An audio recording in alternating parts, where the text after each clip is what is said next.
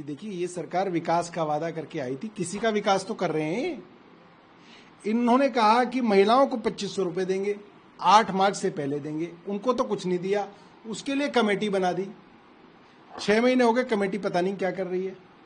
अपने लिए महंगे फोन खरीदने हैं, 1.5 लाख रुपए का फोन खरीदना है और उसका बिल भी अनलिमिटेड जो है सरकार पे करेगी, उसके लिए कोई कमेटी नहीं बनाई आपने। उसके लिए भी एक कमेटी बना देते, वो भी मीटिंग खेलती कई महीनों तक, वो भी रिसर्च करती कि भाई कौन सा फोन मंत्री को चाहिए, कौन सा फोन मुख्यमंत्री को चाहिए, कितना बिल आना चाहिए, कितना बिल सरकार दे। क्यों उस पर कमेटी नहीं बनाई गई? जहां अपना फायदा हो वो तुरंत ऑर्डर बन रहे हैं, और जहां जनता को किया हुआ वादा पूरा करना है 2500 रुपए का, उसके ऊपर आप कमेटी खेल रहे हैं।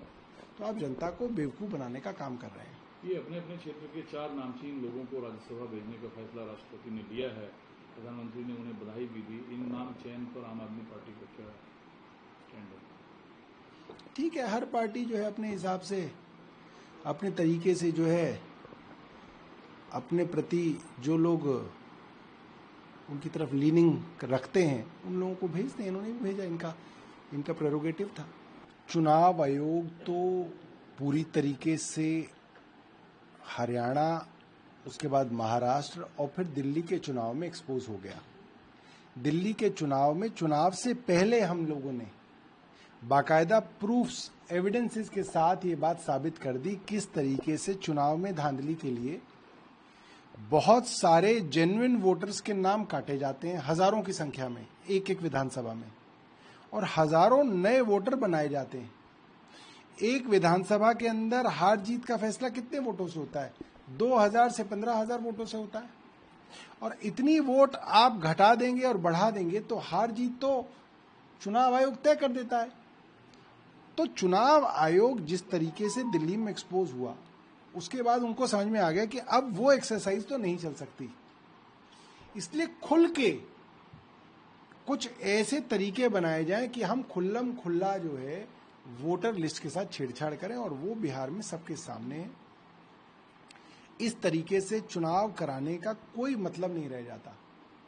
फिर तो अब आप ये कह रहे हैं कि साहब हम तय करेंगे कौन वोट देगा कौन वोट नहीं देगा, और हम तय कर रहे हैं कि कौन जीतेगा कौन हारेगा, तो इससे क्या फायदा?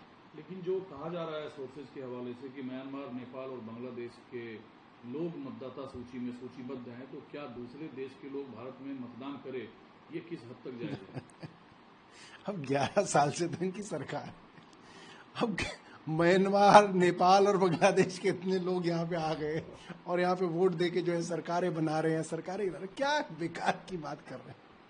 मतलब क्या आपने अपने पड़ोस में कहीं देखा कि भाई यहाँ पे शर्मा जी रहते थे, घंटी बजाए कोई म्यांमार का आदमी निकला, अरे ये कहाँ से आ गया? क्या मतलब आप क्या बेवकूफ समझते हैं दुनिया को?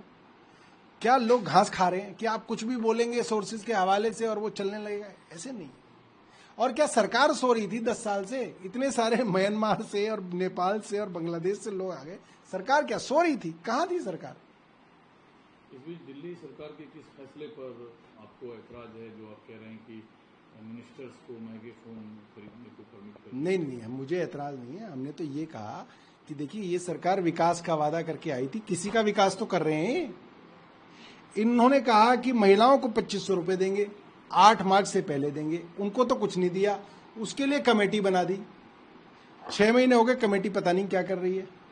अपने लिए महंगे फोन खरीदने हैं, 1.5 लाख रुपए का फोन खरीदना है और उसका बिल भी अनलिमिटेड जो है सरकार पे करेगी, उसके लिए कोई कमेटी नहीं बनाई आपने। उसके लिए भी एक कमेटी बना देते, वो भी मीटिंग खेलती कई महीनों तक, वो भी रिसर्च करती कि भाई कौन सा फोन मंत्री को चाहिए, कौन सा फोन मुख्यमंत्री को चाहिए, कितना बिल आना चाहिए, कितना बिल सरकार दे। क्यों उस पर कमेटी नहीं बनाई गई? जहां अपना फायदा हो वो तुरंत ऑर्डर बन रहे हैं, और जहां जनता को किया हुआ वादा पूरा करना है 2500 रुपए का, उसके ऊपर आप कमेटी खेल रहे हैं। तो आप जनता को बेवकूफ बनाने का काम कर रहे हैं।